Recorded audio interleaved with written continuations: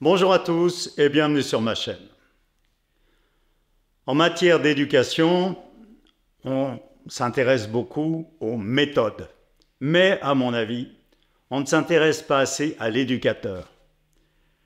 Je vais essayer de montrer dans cette vidéo qu'effectivement la personnalité de l'éducateur, ce qu'il est, sa personne, est au moins aussi importante que la méthode qu'il utilise, s'il en utilise une d'ailleurs. Voilà, c'est ce que je vous propose de voir ensemble.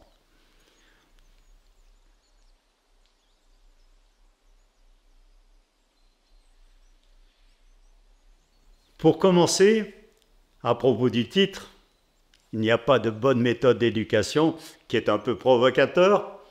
Je dirais qu'il n'y en a pas de bonnes, mais il y en a des mauvaises. Si on monte au 19e siècle, ou même au 20e, ou même encore maintenant dans certaines institutions, eh bien, il y a des méthodes qui sont nuisibles à l'enfant, nocives.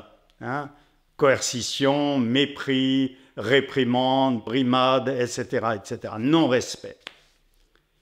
Il est évident que ça ne peut pas favoriser l'épanouissement d'un enfant. Donc, on a cherché dans ce sens-là des méthodes qui respectent plus la liberté de l'enfant, sa motivation, etc. Donc, il y a eu Montessori, il y a eu les écoles Freinet. À un niveau éducatif, il y a François Dolto, il y a eu les fameux livres aux enfants de Summerhill dans les années 68, même si ça remonte bien avant d'ailleurs. Donc, une recherche pour quelque chose qui soit plus adapté aux enfants, qui leur permette de s'épanouir en même temps que d'apprendre. Donc ça c'est très bien, c'est une évolution très intéressante, mais ce qu'on remarque, c'est que la même méthode, on va prendre le cas de Françoise Dolto. Françoise Dolto, elle avait des résultats spectaculaires. Et puis, il y a des personnes après qui ont cherché à faire de la même manière, à appliquer ces façons de faire. Chez certains, ça a bien marché, chez d'autres, pas du tout. Summerhill, quand le fondateur était dans l'école, ça marchait bien. Quand il n'était pas là, beaucoup moins bien. Alors, pourquoi ? D'abord parce qu'une méthode, c'est toujours quelque chose de plus ou moins fixe, même si on envisage des tas de possibilités dans chaque méthode, bien sûr, tel type d'enfant, mais ça reste quand même quelque chose de fixe. La vie, elle est toujours changeante, les situations changent constamment. Il n'y a pas deux enfants pareils, et l'enfant d'un jour à l'autre, même d'un moment à l'autre dans la journée, il n'est pas le même. Donc ce qui va marcher avec un enfant ne marchera pas avec l'autre. Ce qui va marcher avec tel enfant à tel moment, ne marchera pas à un autre moment. Donc c'est très complexe, et ceux qui réussissent, c'est justement des personnes qui ont cette sensibilité qui leur permet de s'adapter à chaque situation, à chaque moment, à chaque enfant. Ça, c'est la première chose. Deuxième chose, l'enfant, il est très sensible à la personne qui est en face de lui. Pas à ses idées, pas à son apparence, à ce qu'il est au fond de lui. Les tout petits enfants, des fois, vous savez, pas les nouveau-nés, mais un peu après, la famille vient visiter la maman, etc., vient voir le petit. Et il y a des surprises. Il y a un oncle qui est très souriant, etc., l'enfant pleure.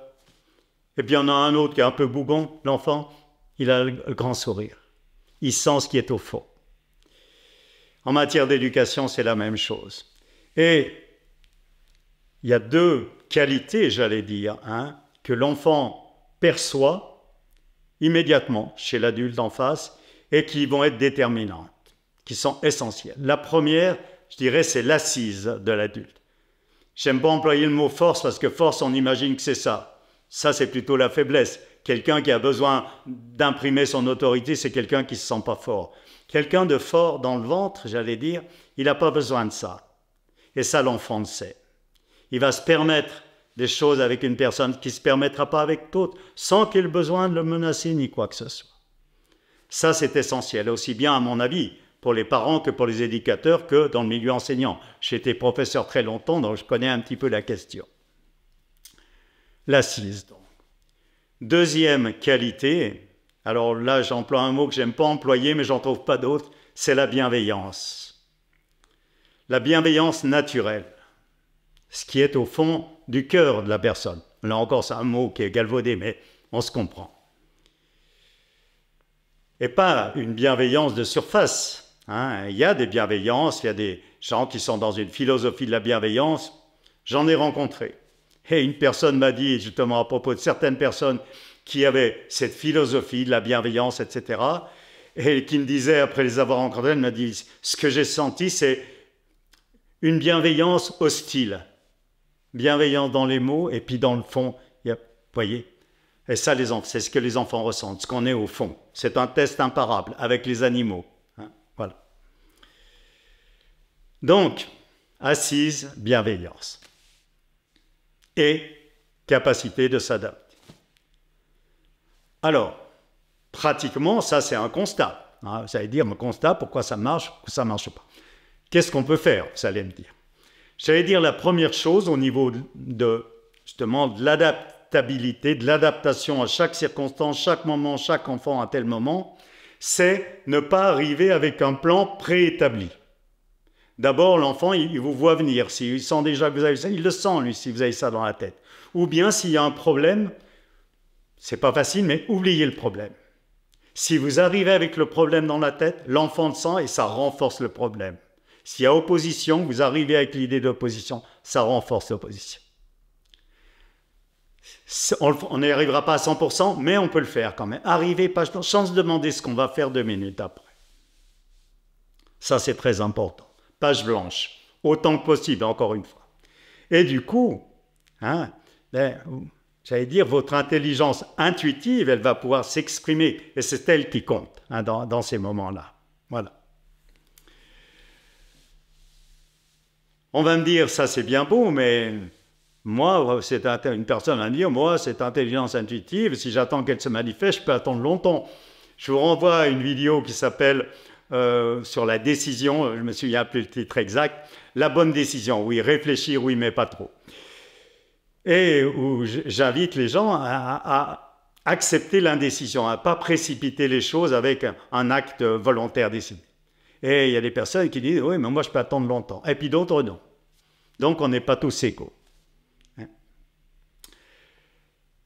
Et on n'est pas tous égaux au niveau de cette assise et de cette bienveillance dont je parlais tout à l'heure. Alors, bon, que faire?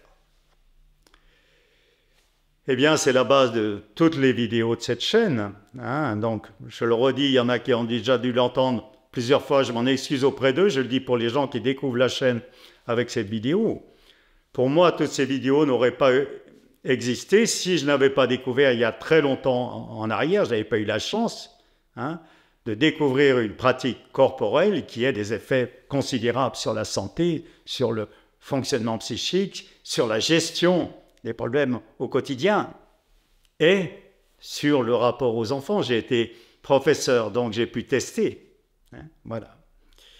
Donc cette pratique, je vous renvoie à la vidéo de présentation qu'on appelle réajustement spontané, donc en 2 mots, une pratique corporelle où c'est le corps qui est stimulé par certains petits gestes techniques au début et qui va déclencher lui-même les réactions adaptées pour réparer, rectifier ce qui a besoin d'être rectifié en lui, dans les limites du possible, bien entendu.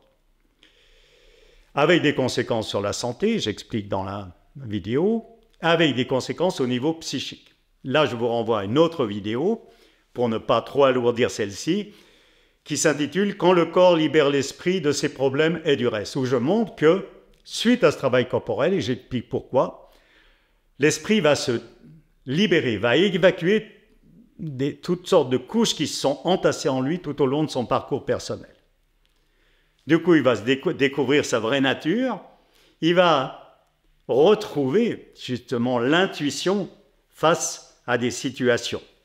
Encore une autre vidéo, comment dénouer des situations impossibles à dénouer.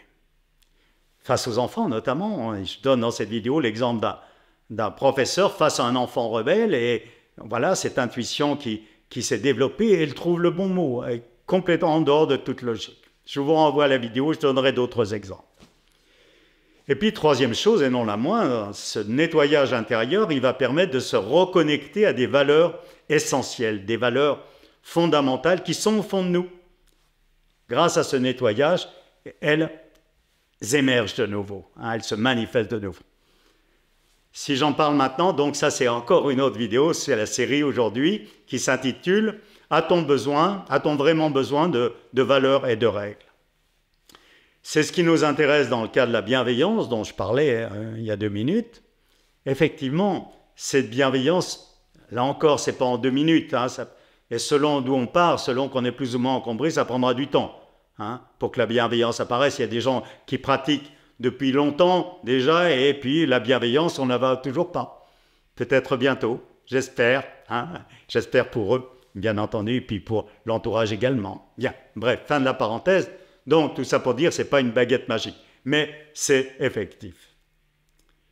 Et ça, c'est toujours les exemples qui en attestent. Ce n'est pas des belles idées, hein, ou ce n'est pas défendre une pratique, etc., passer sa pratique, etc. C'est des exemples. Hein. Je vais en donner quelques-uns. Donc, de personnes qui ont fait ce travail de réajustement spontané, déjà depuis quelque temps. Hein, pour que ça se manifeste comme ça ne se fait pas en 2 minutes, mais ça dépend des gens. Et qui ont vu donc des résultats dans ces rapports adultes-enfants, donc dans un rapport éducatif. Premier exemple, je vais prendre un exemple personnel. Un enfant très difficile. Il se trouve qu'à ce moment-là, je vivais avec sa maman. Très difficile. La mère ne savait plus à quel sens vouer. Elle avait tout essayé. Très fort, un enfant très fort, très intuitif justement. Je vous fais la version courte. À un moment, donc, il y a eu un affrontement entre nous. Ah ben ça, c'est déjà en dehors des principes éducatifs habituels. Ah ben non, il ne faut pas s'affronter, il faut parler calmement, comprendre, être à l'écoute. Moi, c'est mon instinct qui parle. Hein. Ça faisait longtemps déjà qu'il s'était réveillé. Hein, et que, j'allais dire, les voix involontaires en moi, elles sont souvent plus fortes que les voix volontaires. J'allais dire Dieu merci, mais ça, c'est mon jugement personnel. Du coup, ça monte en intensité, un duel verbal. Et il envoie quelque chose, et j'envoie quelque chose. Et je sentais au fond de moi hein, qu'il fallait absolument pas qu'il ait le dernier mot. Je n'ai pas lu ça dans les livres. Jamais j'ai pensé une chose comme ça. Là, je le sentais d'une manière absolue. On peut dire, oh, mais vous pouvez tromper la subjectivité si vous voulez. On verra les résultats.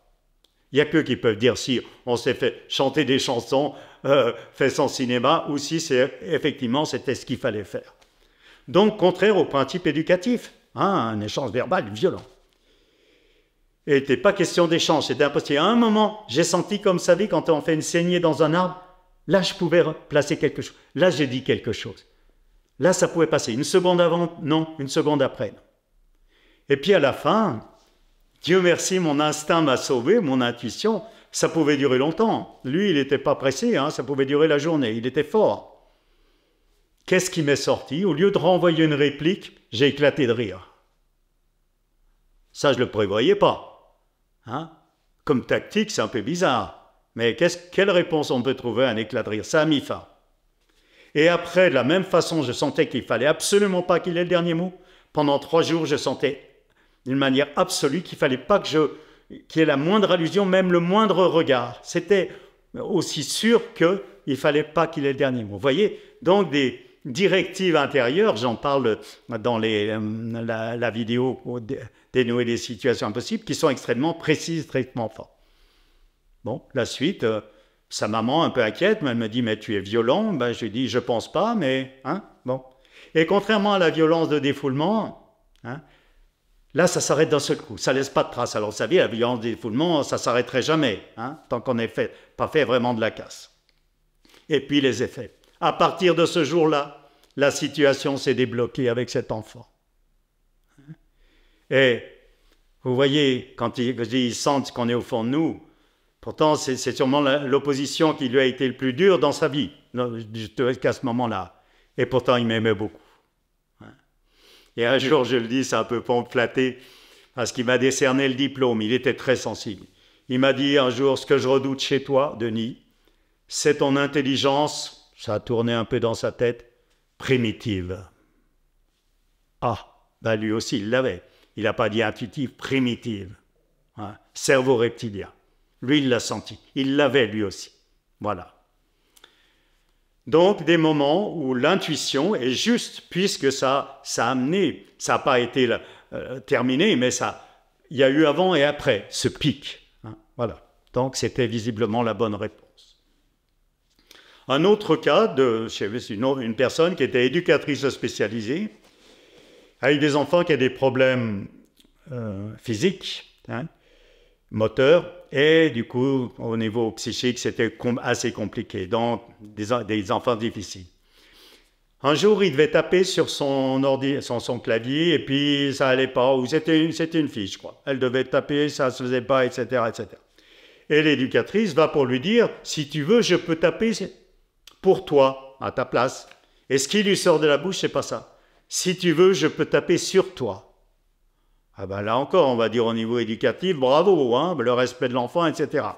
Attendez la suite. Elle m'a dit, après elle m'a raconté, cette femme, elle m'a dit, la fille, elle l'a regardé avec un petit œil comme ça, d'abord elle s'est arrêtée, elle l'a regardé, elle a eu un petit sourire qui s'est esquissé sur sa bouche, alors qu'on venait de lui dire, je peux taper sur toi, et la situation a été débloquée. Ça ne peut pas s'expliquer au niveau de la logique. Encore ce que je dis pour la décision, ou pour la situation difficile à affronter. La réponse, elle est en dehors de toutes les normes et en dehors de toute logique, mais ça fonctionne.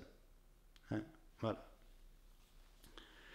Un autre cas, contraire aussi à toutes les règles éducatives, j'étais professeur de français face à une classe de 3e et puis ça ne marchait pas. J'ai l'impression de tirer un train derrière moi. Et à un moment, je leur ai dit comme ça, mais avec ce ton-là, je vais essayer de le faire le mieux possible. Vous pouvez essayer, mais je ne pense pas que vous y arriverez. Mais sans critique, sans jugement, comme un fait objectif. On va dire, c'est anti-éducatif, vous les découragez, il faut les encourager, dire qu'ils sont capables. Moi, c'est ce qui m'est sorti. Résultat, ça a débloqué la situation. Ils s'y sont mis. Ils ont été actifs. Alors, ils étaient complètement passifs. J'aurais jamais fait ça avec la classe d'à côté. Voilà. Dernier exemple, là, c'est plus dans le niveau éducatif, c'est le niveau parent. Une personne qui pratiquait aussi le mouvement, je dis toujours mouvement parce que le mouvement régénérateur, c'était le premier mot qui était utilisé, que j'ai connu, et que j'ai changé en réajustement spontané. D'où le lapsus, ce que j'appelle réajustement spontané. C'est la même chose, il n'y a que le mot qui change. Bref, cette personne, elle avait pratiqué le réajustement spontané, donc depuis déjà des années, et puis elle avait déjà la sensibilité au départ. Elle se trouve dans un train, face à un enfant qui fait un caprice, tout le wagon en profite. Et la mère, elle n'arrive pas à en faire façon, elle monte sur ses grands cheveux, etc. Ah, rien à faire, ça s'empire. Et la personne m'a dit, je l'ai regardé, mais là aussi, ce n'était pas une tactique, ça s'est fait comme ça. Elle m'a dit, je l'ai regardé, je ne sais pas comment était mon regard, il devait être complètement neutre. Alors, je ne sais pas ce que ça peut donner, quelque chose comme ça. Complètement neutre, l'enfant s'est arrêté sur le champ. Voilà. Donc on voit à quel point, suite à cette pratique corporelle, ces capacités donc, qui sont nécessaires face à l'enfant, l'assise de la même façon, j'ai eu des classes difficiles, moi j'ai eu des CPA, donc des élèves qui ne sont pas scolaires, on va dire, puis qui ont déjà 15 ans. Eh bien pareil, c'était avec comme ça des coups d'inspiration qui les surprenaient beaucoup. Il y en a qui disaient, monsieur Himonet, il est bizarre. Il n'empêche que des fois, des enfants qui posaient beaucoup de problèmes, eh bien, je ne dis pas que c'était toujours le cas, mais souvent, eh bien, le problème, suite à des réactions de ce genre, inattendues et complètement en dehors de toute logique. Voilà, donc on retrouve, suite à ce réajustement intérieur consécutif à cette pratique, ces qualités qui sont indispensables, à mon sens, face à un enfant, l'assise, la capacité d'adaptation, de savoir ce qu'il faut dire, pas dire, et la bienveillance. Cette bienveillance, c'est ça qu'ils ressentent. Et qui fait qu'ils acceptent certaines choses qu'ils n'accepteraient pas d'une autre personne. Et ça, on ne peut pas tricher. Elle est là ou elle n'est pas là. Mais la bonne nouvelle, c'est que, encore une fois, suite à un travail comme ça physique, eh bien, ces valeurs fondamentales peuvent réapparaître. Moi, ça me paraît fantastique, mais après, tout le monde n'est pas intéressé par la même chose. Voilà. J'espère que cette vidéo pourra vous être utile, soit vis-à-vis de vos enfants, soit dans d'autres contextes. Déjà, pour appliquer un, deux petits conseils que je me suis permis de donner, et puis surtout, pour faire ce travail de nettoyage intérieur, qui est la seule réponse qui peut être vraiment adaptée, juste, puissante. Voilà, c'est tout ce que je vous souhaite. Après, chacun en fait ce qu'il entend, bien entendu. Je vous remercie pour votre attention. Si vous avez des commentaires, des questions, vous les placez en dessous. Si vous avez des retours aussi à faire, par rapport justement à vos expériences, je serais très intéressé de les connaître. Plus de détails dans mon livre, donc les références dans la présentation de la chaîne. Et puis, je vous dis à bientôt peut-être pour une autre vidéo.